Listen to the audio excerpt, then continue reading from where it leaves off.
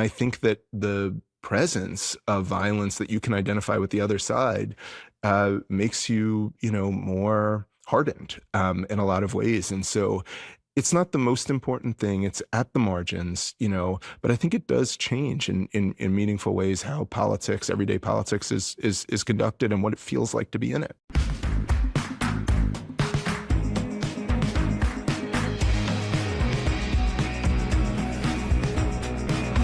Hello and welcome to Why Is This Happening? With me, your host, Chris Hayes.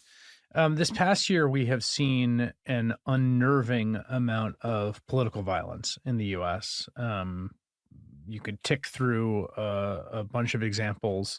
The assassination and attempted assassination of two Minnesota state legislators that happened over the summer. The firebombing of the governor's mansion in Pennsylvania with Josh Shapiro. The assassination on a college campus in Utah of Charlie Kirk. That's just a few that come to mind. There are many, many more. Obviously, last year, the attempted assassination of Donald Trump that also happened in Pennsylvania. And there's been a lot of discourse around political violence. A lot of it, I think, extremely heated or an attempt to kind of heal in a way that feels a little analytically suspect and not a lot of really careful, not a lot of careful discourse around what exactly the phenomenon we're encountering is. What do we mean by political violence? What is that category? Is it actually surging? Is the kind of political violence we're seeing distinct in certain ways from previous eras of political violence? What are its effects? What can we do about it? Is there anything to be done about it? Does rhetoric lead to political violence? And so I thought all of these questions are addressed in a really interesting, thoughtful way in a great piece in the New Yorker titled "In the Line of Fire," which is about all of these themes and issues. It sort of is framed around a profile of Josh Shapiro, of course, who experienced that firebombing in the governor's mansion, but it's much broader than that. And so because I've been pretty frustrated with the discourse around this, I thought it'd be great to talk to the author of that fantastic piece, Benjamin Wallace Wells. Ben, it's good to have you on the program. Oh, it's great to be here. Bleak topic, but nice to be talking about it. Well, tell me how you conceived it. This is a difficult topic to write a New Yorker piece about because it's very sprawling. It's kind of all over the place. I've been a magazine writer in my life, and you can't just I remember editors saying that's a topic, not a story. So you managed to pull it off here. How did you sort of conceive of the piece? Well, you mentioned Shapiro, who forms the spine of the piece. And the thing that's interesting about Shapiro is he is a target of an attempted assassination, right? He is a victim, but he's also somebody who in different ways has tried to and had to manage a lot of the politics around this, about how to react to political violence, about how to talk about that. Part of that's just because of his ambition. He is a likely presidential contender, and so he needs to talk about these national themes, and so he has. But part of it's also just the accident of Pennsylvania, where you had, an extremist opponent for governor. It was the state that supplied, more January 6th protesters than any other state except for Florida. You had the president being the candidate Donald Trump being targeted for assassination in Butler. Luigi Mangione was arrested in Altoona. He had to manage the complicated politics around Gaza protests in Philadelphia that brought up the specter of, are these violent? What do we do in reaction to violence? And so, just speaking as a magazine writer, as a technical matter, I was thinking about this through the summer and looking sort of for a vessel, somebody who could, begin to concentrate a lot of this and allow me to sprawl out from. And Shapiro, touches on this in many different ways. So. Can you talk a little bit about the attempted assassination, the firebombing of the mansion? Because we covered it, but it was one of the things I want to talk to you about in a second is just how quickly these things enter the news stream and then leave them. So even reading your piece, I was like, oh my God, the details sort of jarred me, and I hadn't quite sat with them.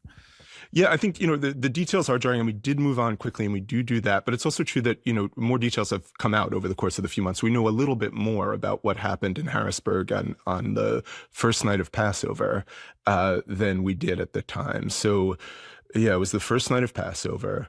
Josh Shapiro, who is an observant Jew, and that's a big part of his public identity, had a big Seder that included members of the public, but also included sort of his extended family.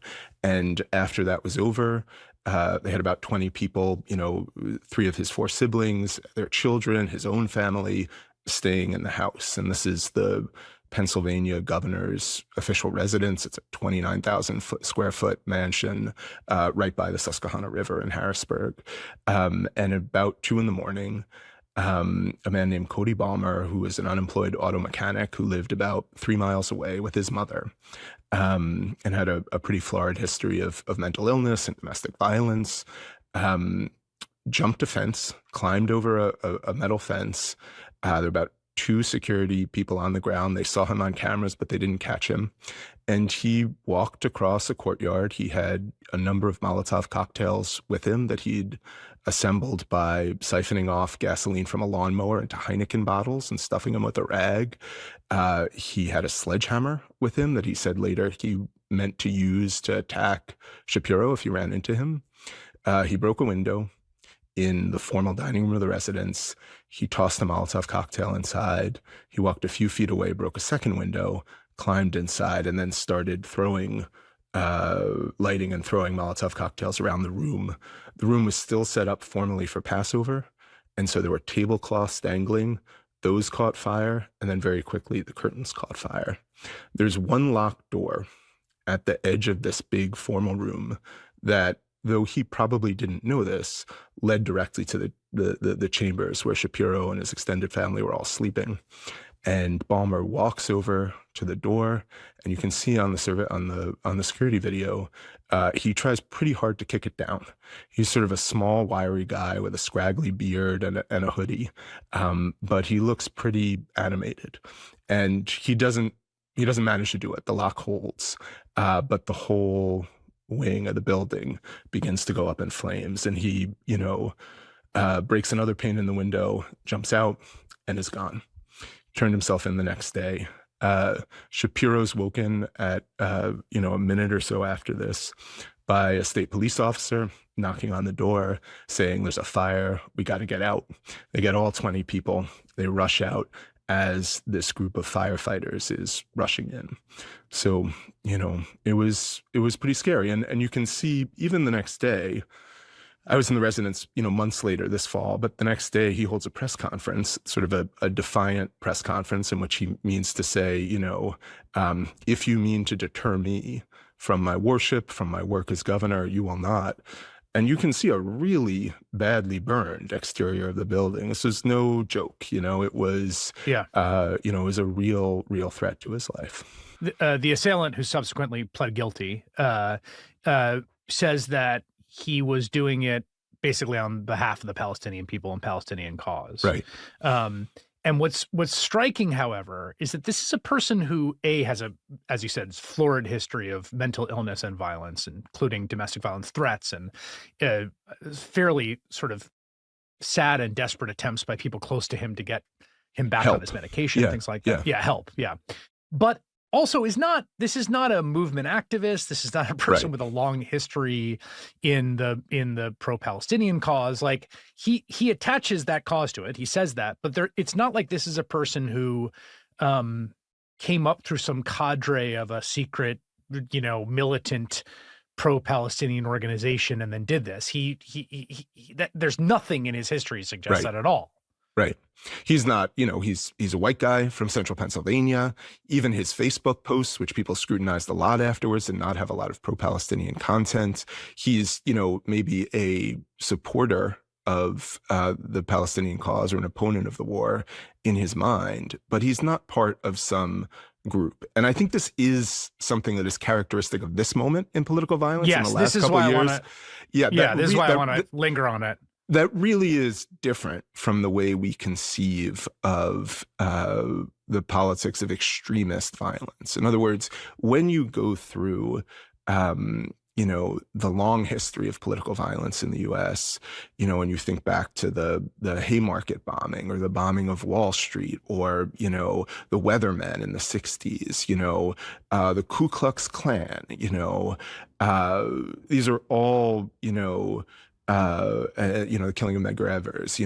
These are all histories and attacks and plots that are really thick with co-conspirators, with organizations that often have radical aims. The white power movement in the 80s and 90s that Timothy McVeigh came out of, and what we see in the current moment is none of that. You look back through the acts of political violence, the assassinations and attempted assassinations over the last 2 years. You mentioned many of them. There's not a single co-conspirator indicted in any of those cases. These are lone wolves. Often they are people who have grown more murderous without seeming to have become ideologically radicalized or to work within an organized group. And you see Trump after the assassination of Charlie Kirk going out there and saying, and JD Vance says versions of this too, this is sort of part of a organized, a plot by the left. They implicate George Soros. They talk about Antifa. But when you go through both the left and the right wing assailants over the past couple of years, there's just none of that. There's no attachment. Sometimes their own politics are somewhat legible, and often they're not. We're really kind of guessing about what made them. Thomas Crooks, who's the individual who almost came within a quarter inch of assassinating candidate Trump, now President Trump. It's what is it? It's more than a year. It's a year and a half since. We got basically nothing on motive. We've got nothing on motive, and we know that in his research, he searched for both Biden and Trump events, and searched out driving in Western Pennsylvania where he lived, and searched out driving distances to both. There's often a real sketchiness. We can see in the case of the Minnesota shooter, or assassin, we can see, his politics through the years. He's definitely a kind of evangelical conservative. But in terms of, any revolutionary intent, what motivated him, why he had such a long list of Democratic lawmakers, it's still pretty sketchy. And, with Ballmer too, we basically have a 911 call in which he says, shortly after the bombing, that he's doing this for his Palestinian brothers. Obviously, Shapiro has no policy role in, U.S. policy for towards Israel. But, we really have very little, and it's certainly nothing like the kind of organized, ideological, political violence groups that we think of and we've seen in the past. Yeah, and I think it's worth. Even if we go back to Jared Loughner, who was the one who shot Gabby Giffords, the MAGA bomber Cesar Sayoc, who clearly was a devoted Trumpist. He went around, he had a van, but he was not. Again, he was not part of some cell. He was not part of some militant group. He wasn't. Right.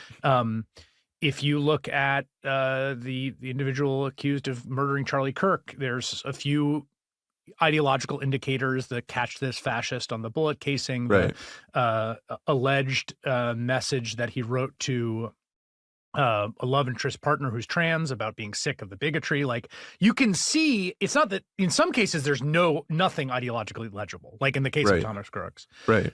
In other cases, you can see things are ideologically legible. Same in the person who attacked Paul Pelosi, who was looking for Nancy Pelosi. Yeah. But in every single case, literally every single case, no connection to a group, no group training, no cadre, faction, militant underground organization that produced this. And also, interestingly, I think I'd love to hear you talk about this. It ends up giving rise to conspiracy theories in each one, because in each case, there's this sense that it couldn't just be this person. There must be something behind this. There has to be something else. There has to be something else. Yeah, but that's right, and it's one of the real hallmarks of this era, that we have this sort of initial phase of who is he associated with? What does he want? What is he going to do? But often no manifesto, no indication at the end. And that's part, I think, you mentioned earlier that many of these cases seem to disappear from the news cycle in a day or two. I think that's part of it. It just there is no second phase that's like, now we got to talk about the Proud Boys because the Proud Boys aren't involved. Now Right. we, and so there's that element. I would also say, and I think this is important and interesting too. Um, a lot of their slogans, that you'll see carved into a bullet, or when you have these little glimpses of motivation, of a political, cause that they're avowing, in text messages, it's different in everyone, but in text messages and the slogans carved into their bullets, in their social media posts sometimes, they're pretty close to the slogans that come out of mainstream political discourse. I'm I'm sick of all the bigotry against trans people. That's something I feel. That's something a Right. lot of liberals feel. Right. Anti-ICE on, carved into bullets, that a shooter in Dallas fired at a detention center. A lot of people feel anti-ICE, on the right as well. The shooter in Minnesota was motivated by, it seems, by anti-abortion sentiment and anger at COVID restrictions. That's 40% of the country, and that's not to Right. say that everybody who feels that way is implicated. They're not, but it's hard when you're reacting as a politician to an act of violence to separate out the mainstream discourse from the discourse that the shooter is pushing. Right. Particularly when what they're pushing isn't a specifically radical, extremist, militant splinter of ideology, right? Like Right. it's not, in some cases it is. In the Tree of Life synagogue shooting, for instance, it is, right? Sure. That is a very squarely rabidly Anti-Semitic. anti-Semitic, Right. sort of Anti-immigrant. genocidal, almost extinguished. Yeah. So in some cases it is, but in other cases, to your point, right? Like it's not. And there's this kind of unanswerable question of like, why this person at this moment, right? Mhm. And I think that ends up defeating a little bit the coverage. You're right. You mentioned the Proud Boys, and I do think it's important here to stop and say there is one example of political violence in recent memory that does fit this much longer American tradition, which is January 6th, right? Political Not violence. only one example, but like the biggest and the main example. Yes. For sure. Yes. Yeah. Yeah. And it's important to say how different that is, because when you go back and you look at, say, I'm working right now on a research project on the New Orleans in right after Reconstruction. I mean, Mhm. it's basically armed mobs, Right. like masquerading around beating and shooting people, mostly Right. white Democrats shooting and beating black Republicans, but some violence in both directions. As a concerted, organized political activity for the purpose of achieving political power, right? Like, and that's exactly what we tend to think of political violence for. It's what the Klan was trying to do, right? Mhm. It's in some ways what anarchists in the 1920s were trying to do. Mhm. It is certainly what January 6th was, which does put it in this weirdly different category, even though when we talk about political violence, all these things end up in the same boundary. Right. But it does strike me that January 6th really is like so different than these other examples. I think that's right. And I think another thing that is, kind of interesting about January 6th is that to me, it is in a meaningful way when the clock starts, and one thing that really characterizes this moment in political violence is not just these acts that we've been talking about, but how ubiquitous, how completely endemic the atmosphere of threat is, Yes, that's And so, these numbers are from the Capitol Police. 10 years ago, members of Congress annually reported about 14 or 1,500 violent threats against members of Congress. That's a lot. America was no picnic. Politics were no picnic in 2014 or 2015. Now we're near 10,000, about 7 or 8 times as high. So for every threat that a member of Congress, in this case, but it also applies to, state legislators, to governors, to actors of all kinds in the political process. For every threat they received a decade ago, now they receive 7 or 8 times.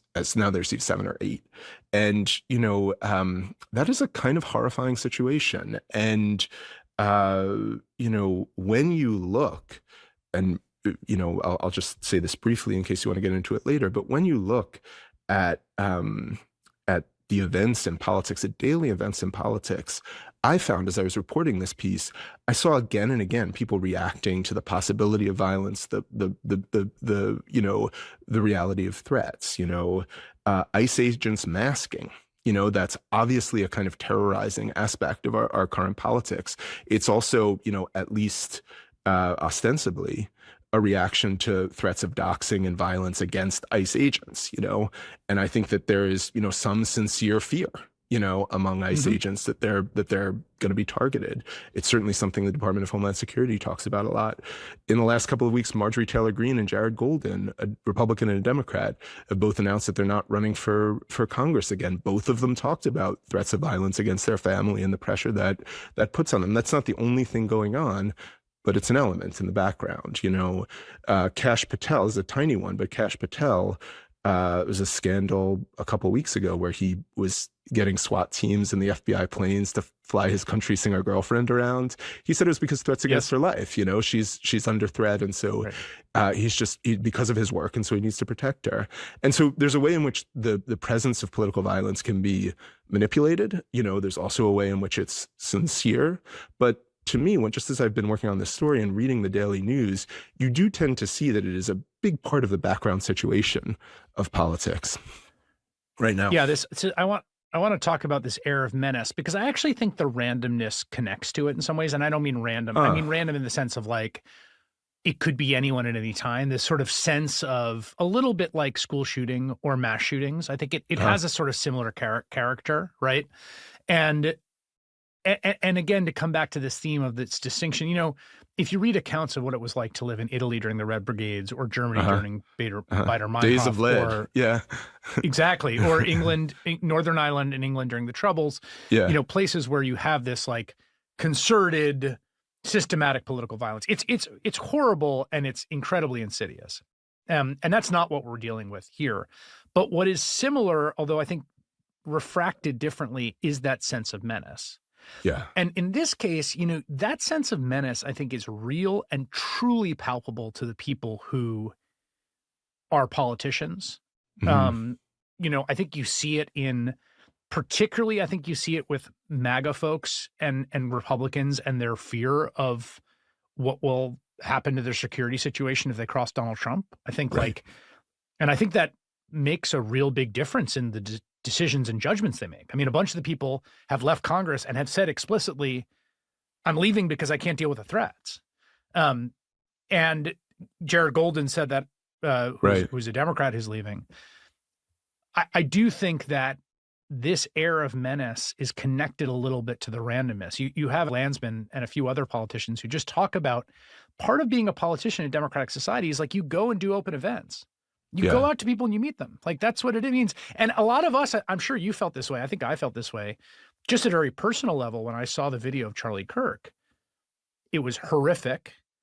And also I was like, I've sat under a tent like that, in front of a microphone like that, in front of a crowd like that, like dozens of times in my life. And that's part of my job.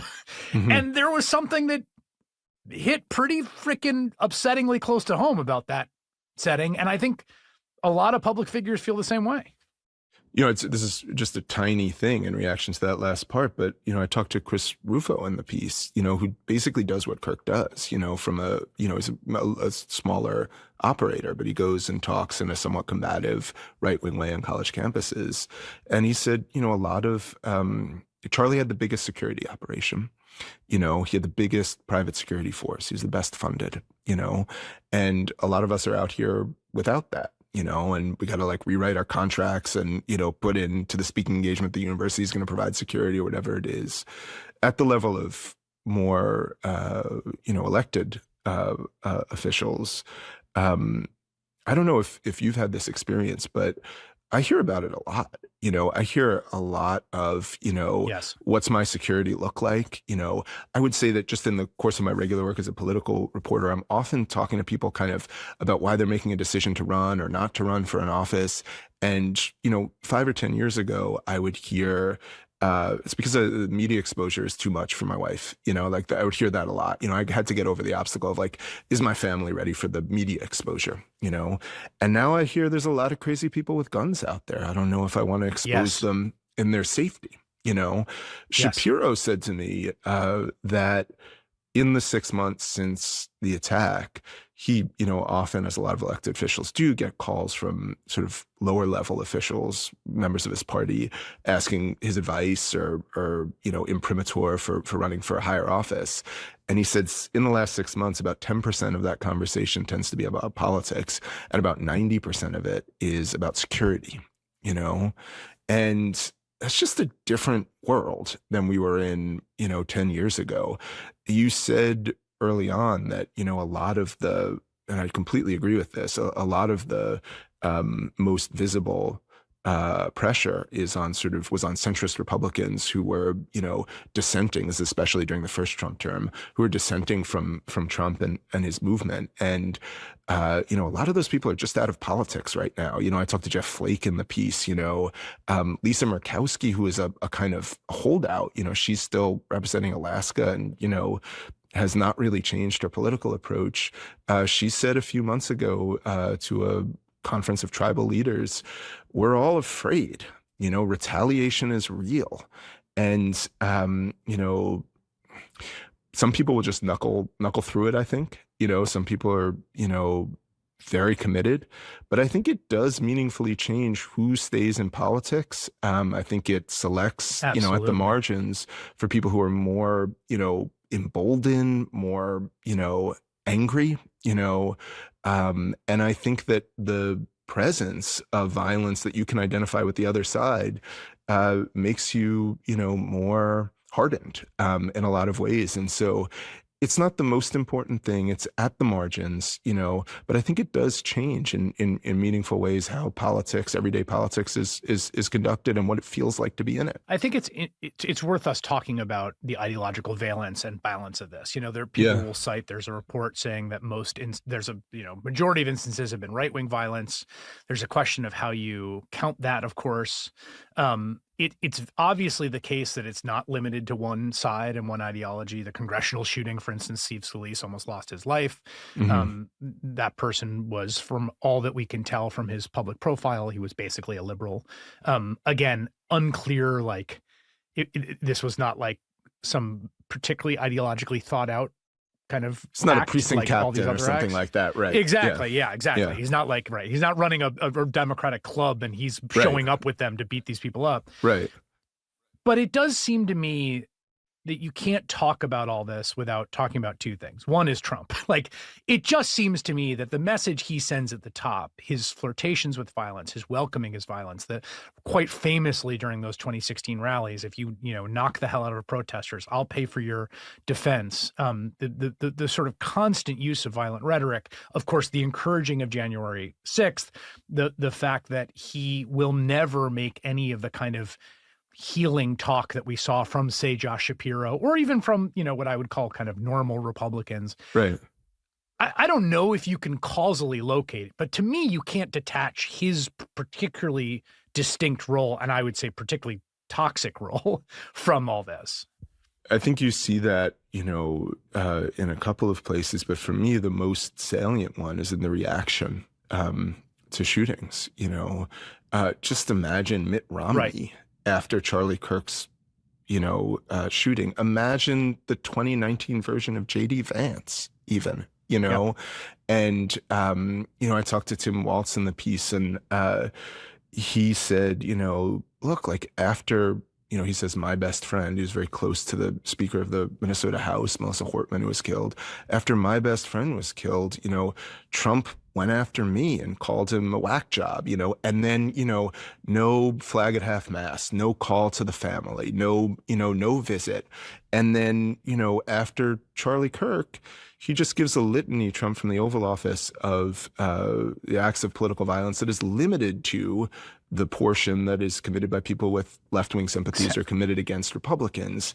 And so, if we're talking about an environment that's been slowly building over the last decade, there's no question in my mind about two things. First is that began building because of Trump, and his rhetoric. And the timestamp is just very clear that he introduces himself into American politics and the threats just go up, The second thing is his response is really to pour gasoline on the fire. And I think, to also make people of all types feel like there is not, not a meaningful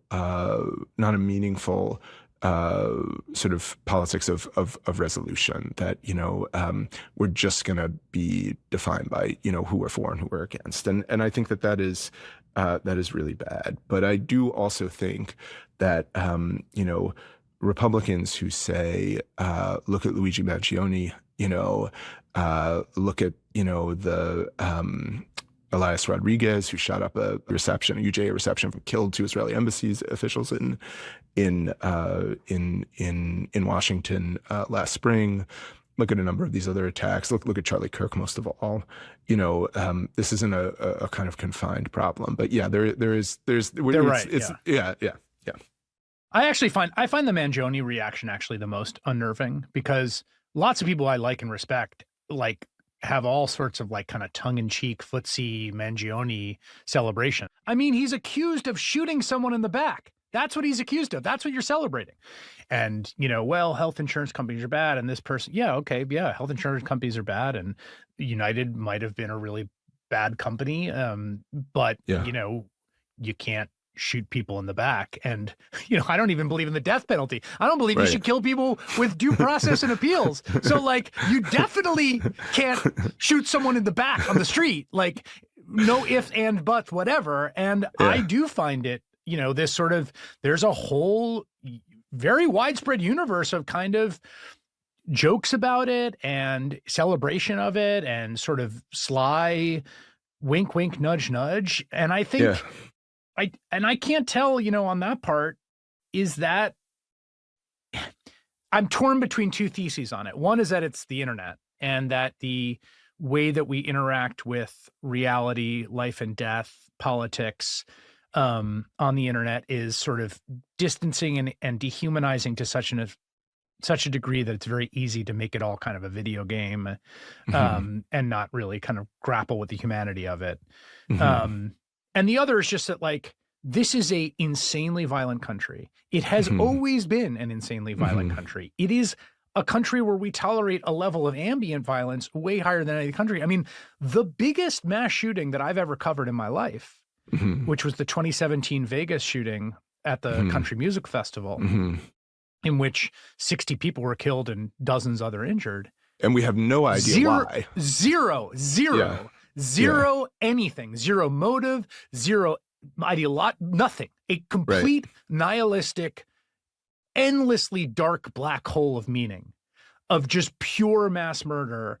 And that's, school shootings, mass shootings that happen all the time that aren't in the political violence category. But in some senses, sometimes it just seems like this is more like that than it is the KKK or a lot of this just feels like, man, America's a messed up, violent place where a lot of people can get guns. That's the other huge part of it. I mean, in the case of Paul Pelosi, in the case of Josh Shapiro, we're talking about people not using guns, but in basically every one of the others, we are.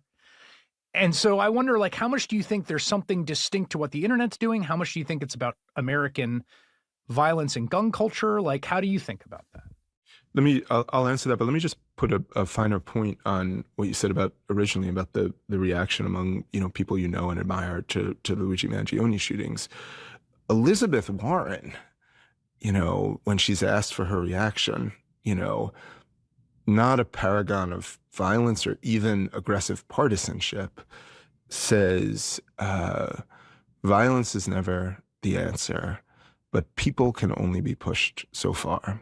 A day later, she steps down from that, which I think is the right thing to do, and clarifies it. But there is something that, has been hard to miss about the pattern in reaction to Mangione in particular.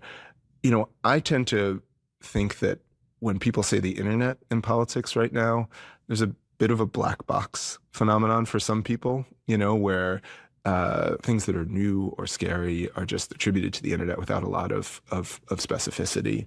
And, in this case, when we're looking at the shooters over the last couple of years, or the bombers, a couple of them were pretty active online, and, were active in those kinds of intensifying communities, including Charlie Kirk shooter,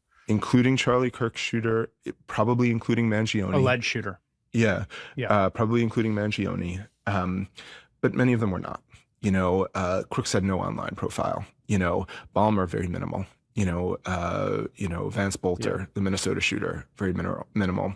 So I think it's when we talk about the threats, it definitely seems to me the case that, that's correlated with, online activity and the rhetoric of online activity. That's a good distinction, right? and- Right, because for every act of violence, there's like 1,000 threats, Right. and in some ways, the 1,000 threats end up being as much a menace as the one, although they work with each other. And it does seem like the people who are the kinds of people who are threatening are much more likely to be people spending a ton of time in Right. online spaces on politics. And part of the reporting for this piece was to talk to some people whose job has been to investigate these threats. Right. So we talked to the guy who had been the head of the U.S. Capitol Police, and to a guy who was at the Treasury Department and was in charge of investigating threats against IRS agents, which are shocking and numerous, and there's like a lot of them. And their perspective is that it's basically about online persona and detachment and all the things you talked about. And Tom Menger, who was the chief of the U.S. Capitol Police and until recently, I think is on MSNBC a fair amount. He said to me that the thing that he found was most correlated with which Congress people received the most threats was their profile online. It wasn't who was a member of leadership. It was how much engagement for and against they generate online. So he didn't name names, but, Nancy Mace, Marjorie Taylor Greene, Alexandria Ocasio-Cortez, I would expect are, people who have to face a lot of incoming, in a way that, even Mike Johnson might not. And, in the piece, we got from Nancy Mace's office, examples, recordings of the threats that have been made against her, and they're horrifying. Disgusting. Really disgusting. Yeah, to a point where we've really had to pull back some of the language in a kind of we're a family-friendly publication sort of way, but really bad. And yeah. So I think that when you think about this problem, there's a visible part to the public, which are these occasional shootings and bombings, these acts, very vivid acts. But there's also just this constant, pretty dehumanizing flow of threat. And to me, that was like the part of reporting the piece that I hadn't totally expected, and that it took me a little while to kind of get around my mind around the implications of. So it's having these effects on. I think let's talk about the effects here. So I think the threat effect is chasing people out of politics or preventing them from getting in the first place. Mm-hmm. I do think it's, again, in the case of Donald Trump, I do think it's actually like an actual leverage point of power. Like, I think when he knows when he targets someone, they are going to get threats, and those threats appreciably affect their lives, how they can go grocery shopping, where their kids are. Like Peter Meyer, the sort of anti-Trump Michigan congressman for a couple terms, said he thought the reason they didn't get over the line in impeachment, he was a congressman at the time, after January 6th, was because people were scared of physical threats of violence from Trump. So, I don't know that that's right, but that seems plausible to me. Mitt Romney basically said the same thing, right? Romney is reported in that biography that McKay Coppins wrote to, it basically said that other senators told him they were thinking of voting, but ultimately didn't because of that. And I think that seems plausible. So that's one effect, right? Like, that's the one place where I think this is used specifically by a politician as leverage. Then there's just generally the kind of ambient thing it does to people about, do I want to get into politics? What will it mean for my family? Who it screens for? I think there's also an expense aspect to this that, I think, Romney in that McKay Coppins book was spending like $1 million a year on private security. Right. And, Josh Shapiro is the sitting governor, so he has state troopers. And even with that, a guy got into his mansion and firebombed him. But if you're a state rep, if you're a Minnesota state rep, even the Speaker of the House, you're not making very much money, and you also don't have much security, right? I mean, there's so many politicians below the waterline, right? We know of the U.S. senators and stuff like that, but I mean, there's thousands and thousands of people serving in public office. They don't have the resources or even much in the way of security. I remember, this isn't in the piece, but I remember talking to a political operative in Michigan who was talking about the reaction among state legislators after the Minnesota shooting. When it suddenly became clear, I think, to state legislators around the country that though they might not be celebrities, though people, 3 blocks from them might have no idea what their face looked like or who they were, that they were now at some risk. And, this operative said as she was working in this conference where the state police were presenting to, all the state legislatures on what the protection plan looks like, what to do, it occurred to her that, that many of the state legislators were in their daily lives real estate agents. This is like a very common thing. A state legislator works as a real estate agent. They know a lot of people.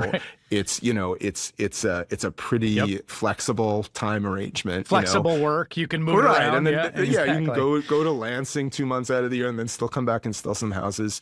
But the state police can't protect every open house in the state. The research that Vance Bolter, the Minnesota shooting, did, the research he did to get the addresses of the legislators was pretty minimal. It's basically internet searching, I think that one of the real aspects of this is, you say below the waterline, there's a lot of people who would not have thought of themselves as celebrities or as vulnerable who now are a little bit worried about it. One of the more shocking quotes I came across in research, not of somebody I talked to, but from other reports, was a state senator in Washington State, a Democrat, who said every time he goes into uncontrolled area, is the way he put it, he wears a bulletproof vest now. So I think, this is something that is very present for all kinds of people. Yeah. My fear is that this increasingly changes the dynamics of interaction with elected representatives and the way we do politics. And I'll give as an example what has happened to our culture post 9/11. Last year, I had a beloved family member and aunt who has subsequently passed away, who was in a hospital in New York, and I would go visit her, and there was a security line for the hospital. Mm-hmm. It included a metal detector and then a check-in, and sometimes the security line would be 45 minutes, and you would be waiting in it sort of like being in a TSA line. And I 100% understand why the hospital does this, but it sucked, frankly. And it's it also dehumanizing and distancing. It's dehumanizing and distancing. It also struck me that that's what every office building in Manhattan is now. Every space has airline security. And I say to my kids and other people, it didn't used to be like this. You used to walk into the lobbies of buildings where they were essentially kind of public space. You didn't go through security line. You just go, if you had a meeting with someone in the building, you'd go into the building, you'd press floor 7, you'd walk up to their office, right? That's all gone, and there's a reason it's gone, and I get it. But I worry that we end up in a similar place with you can't run democratic politics that way. The state rep has to go to the local county fair and go talk to people, and has to go to the local school. And we cannot securitize our way out of the necessary interactions that are democratic representation and democratic governance. And I don't know what the solution is, but that's my worry. And, we talked to a couple of politicians. I talked to a couple of politicians for the piece, one a congressman and one a county commissioner, who both said that they pulled back on public events and they don't advertise them anymore. So they might still go to the local, community center to give a little talk about what bills are coming up, but they don't put it out online anymore, and the crowds are smaller. And the attention is less, and there's a tangible effect on the democratic process. But that's sort of how they have navigated through this as people. I think there's another class of problem, though, which is what does this do to policy and the operation of government? You know, we had a shooting at the CDC that people tend to forget about because, Totally. nobody Yeah. was assassinated, but you had a young guy with anti-vax feelings, shot into, I think, 140 offices at the CDC, Killed a police and officer. killed a police officer who responded. And, you know, uh, in the piece, officials from the CDC told me that, and this is, I'm not the only person to report this, but, doctors and health officials within the CDC were then taking their names off of publications, scientific publications that backed vaccine. Yeah. They were trying to disassociate themselves from vaccine schedules. That's sort of one piece of it. Another piece where you see maybe some manipulation is the ICE officers. Where Yes. the masking is ostensibly and to some degree, I think legitimately, a response to fear of being attacked or doxxed, but it also is profoundly anti-democratic, and very clearly terrorizing to many people. There's also this question of how the presence of violence becomes used politically and influences policy and the people who carry it out. That was literally the next thing I was going to bring up. And there's a great moment in your piece when you talk about Shapiro and the sort of anti-Gaza war encampment that was happening on the University of Pennsylvania campus, which is ultimately ends up being cleared. And Shapiro says this thing to you about sort of basically says something like, speech is fine, but when it crosses over into assault, that's not okay. And then you say to him, there were no documented assaults at the University of Pennsylvania, which is an important thing to say. And he says, well, I mean more broadly, right? But it, across American campuses. But to me, that actually gets to like the really fine point here, which is the other way this door swings is because they do get threats, because there is an air of menace, you can plausibly say, as with the masking of the ICE agents and CBP agents, that there's a security reason for essentially the suppression of speech. And we're seeing DHS use this all the time. They're arresting people for obstructing who are, using their First Amendment rights. In fact, a federal judge just found that, like, yes, you can stand next to an ICE officer and tell him to go to hell in a free country on a public speech, street. And you can say, you can protest your university's investment in firms that have relationships to Israel during a Gaza war that you find morally odious. And it's all pretty slippery, because it's also the case that, like, 100% it is true that some people, because of the world we live in, do feel menaced by that. They're not lying when they say they're menaced. Like, there are going to be students on a campus, if there's a big encampment and people have keffiyehs and Palestinian flags, who will find that menacing. But the feeling of being menaced cannot be the predicate for the shutting down of speech, even if the feeling of menace, because of the environment we live in which danger and violence kind of hangs over everything, isn't crazy or irrational. And I don't know how to square that circle. To me, this is the most worrying and maybe most important part of the piece, and I'm glad you read all the way to the end of the fifth section to pick up on it. But I chose Shapiro in part because he's not crazy, and when he is looking at the landscape of pro-Palestinian protest after October 7th, he is correctly seeing that there are some incidents of violence, harassment, intimidation. How exactly do you balance and impute that with a basically nonviolent, movement? Does it matter that there have been no, really aggressive acts of violence on the Penn campus, but there have been swastikas, there have been, some anti-Semitic slogans, does that allow you to fully divorce, the patterns locally from the more national patterns? There are the patterns that are taking place everywhere. There is, if you believe certain things, if you are, as he is, kind of pro-Israel, and if you are defensive, you're trying to, you see your role in part, as I think he does in this case, as protecting Jewish students. I think there is a big incentive and sufficient reason to sort of say, we are past the precipice. We gotta stop these people. Right. And these people, yeah. There's a lot of motivated reasoning, and that's in a relatively good faith setting. We also have at the national level right now, I think, not a good faith setting, Right.